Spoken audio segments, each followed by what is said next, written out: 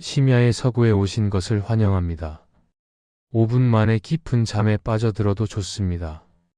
당신이 편안하게 잠든 사이에도 위대한 인물들의 통찰과 자본의 역사는 복리처럼 당신의 무의식 속에 쌓여 내일 아침 당신을 더 단단하고 지혜로운 사람으로 깨워줄 것입니다.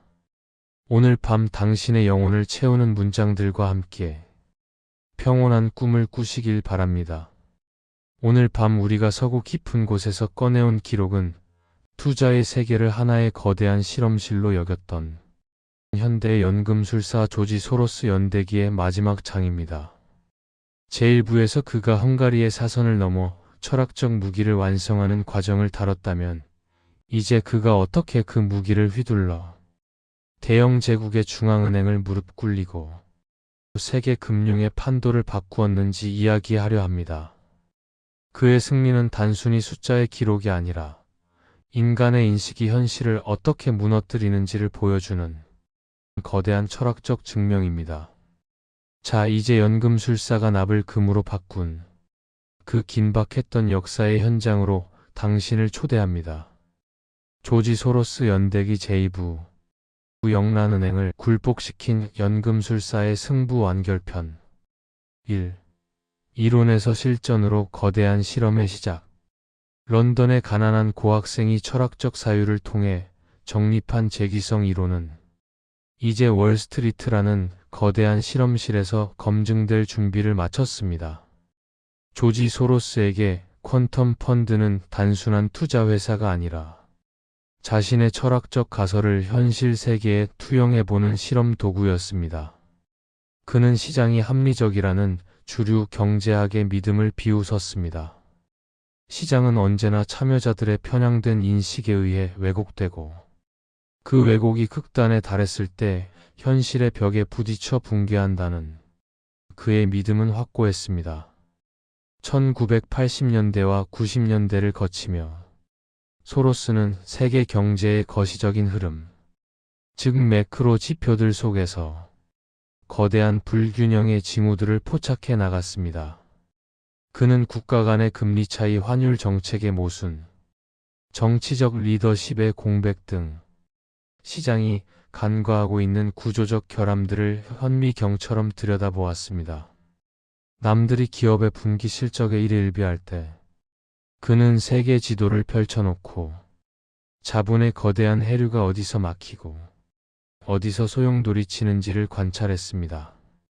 그는 자신의 이론이 맞다면 언젠가 시장은 스스로 만들어낸 거품을 감당하지 못하고 무너져 내릴 것이며 그때야말로 연금술사가 납을 금으로 바꿀 수 있는 결정적 순간이 될 것이라 확신했습니다. 그는 작은 파도에는 반응하지 않았습니다. 그가 기다린 것은 세상을 뒤집어 놓을 거대한 쓰나미였습니다.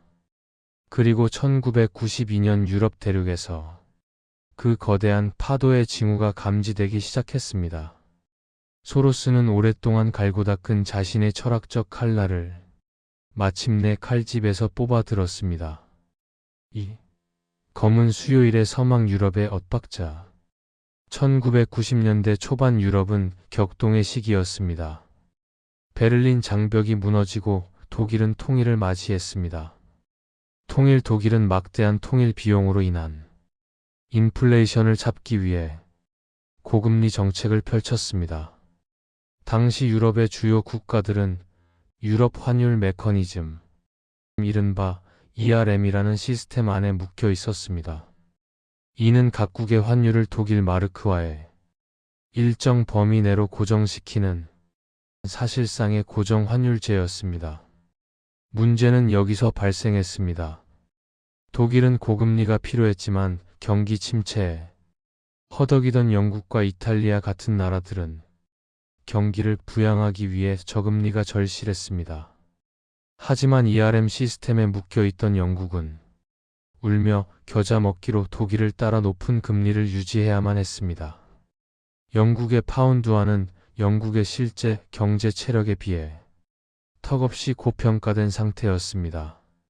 소로스는 이 거대한 모순을 놓치지 않았습니다. 그는 현실 영국의 경제 상황과 인식, 영국의 환율 정책 사이의 괴리가 임계점에 다다랐음을 직감했습니다. 영국 정부는 파운드화의 가치를 방어하기 위해 안간힘을 썼지만 소로스가 보기에 그것은 거대한 댐의 균열을 손바닥으로 막으려는 어리석은 시도에 불과했습니다. 그는 확신했습니다. 결국 시장의 압력이 정치적 의지를 압도할 것이라고 말입니다.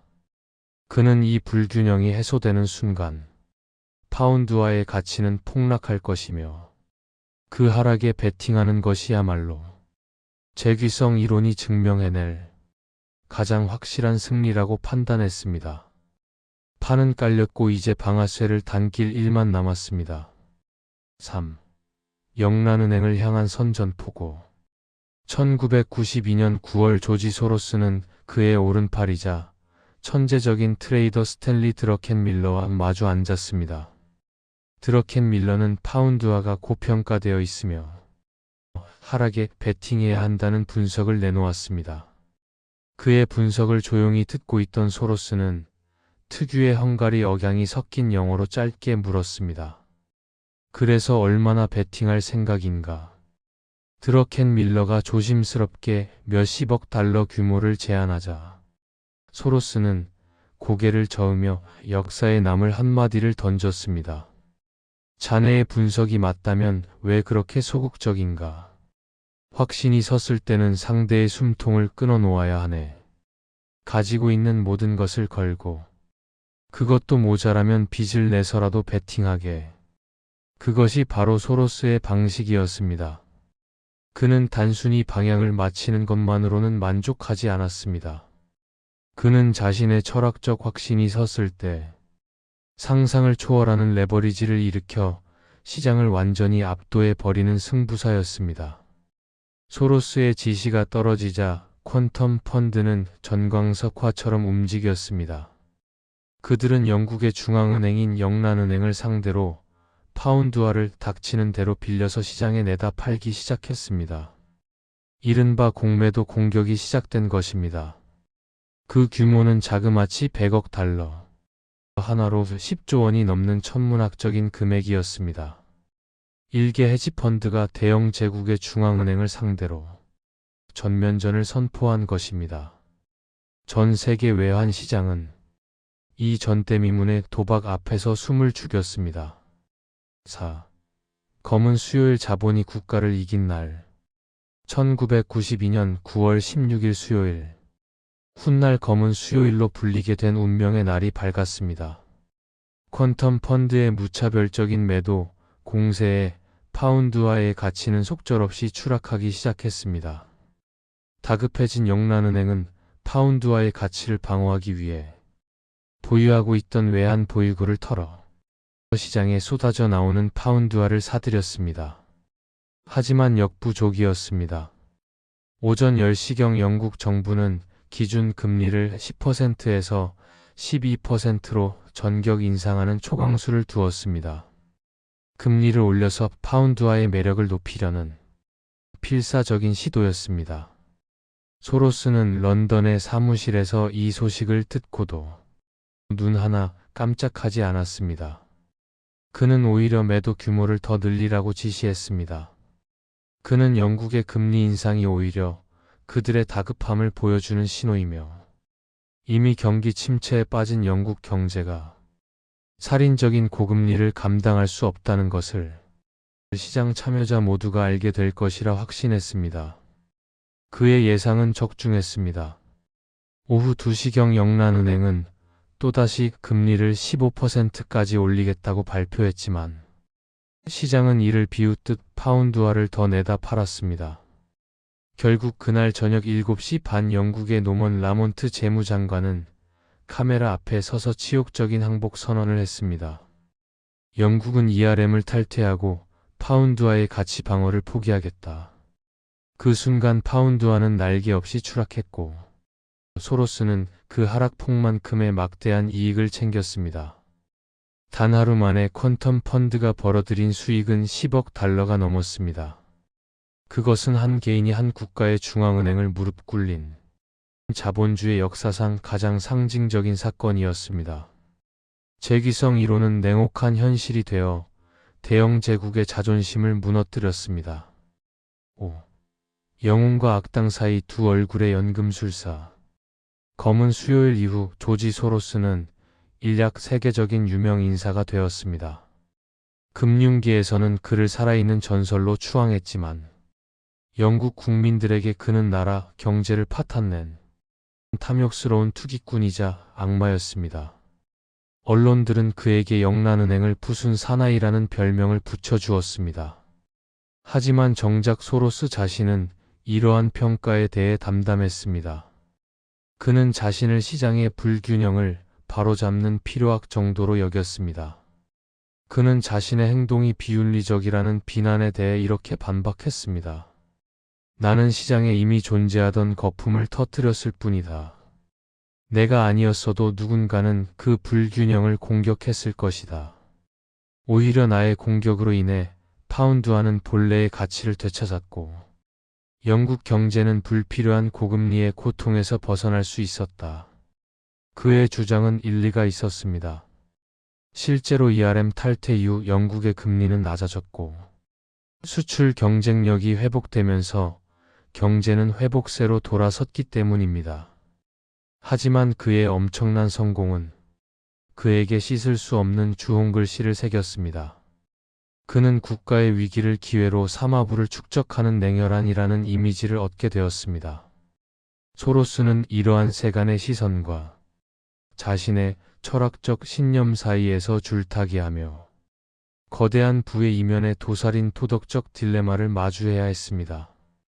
그는 자신이 시장이라는 정글에서 가장 강력한 포식자임을 증명했지만 동시에 그 정글의 잔혹함을 세상에 알린 장본인이기도 했습니다.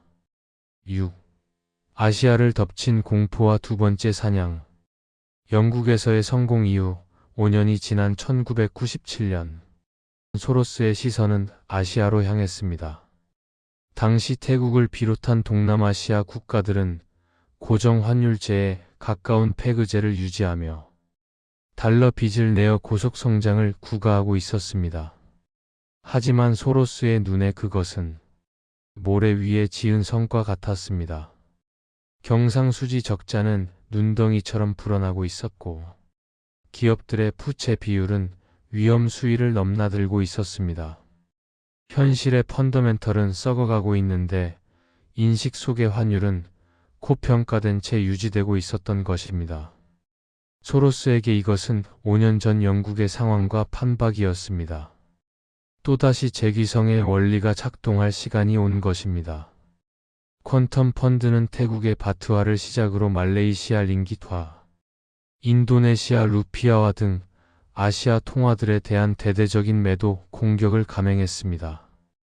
아시아 각국의 중앙은행들은 외환 보유고를 쏟아부으며 방어에 나섰지만 이미 시장의 신뢰를 잃은 통화들의 가치는 속절없이 무너져 내렸습니다. 태국은 결국 항복을 선언하고 변동 환율제를 도입했고 바트화의 가치는 반토막이 났습니다. 그 여파는 도미노처럼 번져나가 한국까지 집어삼켰고 결국 IMF 외환위기라는 참혹한 결과를 낳았습니다. 당시 말레이시아의 마하티르 총리는 소로스를 향해 동남아시아 국민들의 피를 빨아먹는 드라큘라라고 맹비난했습니다. 소로스는 또다시 수많은 사람의 고통을 담보로 천문학적인 수익을 올린 냉혹한 투기꾼으로 낙인 찍혔습니다. 하지만 그는 여전히 자신의 행동이 시장의 오류를 바로잡는 과정이었다고 믿었습니다. 7. 거인의 고뇌와 철학적 도피처. 세상을 뒤흔든 거대한 승부의 이면에서 조지 소로스는 극심한 스트레스와 싸워야 했습니다. 그가 제1부에서 언급했던 것처럼 그의 투자 신호는 언제나 등허리의 통증으로 찾아왔습니다. 수십억 달러가 오가는 긴박한 순간마다 그는 밀려오는 불안감과 육체적 고통에 시달렸습니다. 겉으로는 냉철한 승부사처럼 보였지만 그의 내면은 언제나 불확실성이라는 괴물과 사투를 벌이고 있었던 것입니다. 소로스는 이러한 스트레스를 이겨내기 위해 철학으로 도피했습니다. 그는 가장 치열한 전쟁터 한복판에서 칼 포퍼의 책을 읽으며 마음의 평정을 찾으려 노력했습니다. 그는 자신의 투자 행위를 단순한 돈놀이가 아니라 자신의 인식론적 철학을 검증하는 과정으로 승화시킴으로써 심리적 부담감을 덜어내려 했습니다. 그는 시장에서 번 막대한 돈이 자신에게는 그저 게임의 점수일 뿐이라고 스스로를 다독였습니다. 그는 은둔자적인 기질을 가지고 있었습니다. 화려한 파티나 언론의 스포트라이트를 피하고 조용한 서재에서 사색하는 것을 더 좋아했습니다. 그는 자신의 성공이 영원할 수 없음을 누구보다 잘 알고 있었습니다. 재귀성 이론에 따르면 자신의 성공적인 투자 행위 자체가 시장을 변화시켜 결국 자신의 이론을 무용지물로 만들 것이기 때문입니다. 그는 이 끊임없는 자기 부정의 순환 속에서 고독한 줄타기를 이어갔습니다. 8. 열린 사회를 향한 속죄의 기부. 소로스의 삶에서 가장 역설적인 부분은 그가 시장에서 가장 무자비한 방식으로 벌어들인 돈을 가장 진보적이고 인도주의적인 목적을 위해 사용했다는 점입니다. 그는 냉혹한 투기꾼이라는 비난 속에서도 자신의 스승 칼 포퍼가 주창한 열린 사회를 구현하기 위해 천문학적인 금액을 기부했습니다.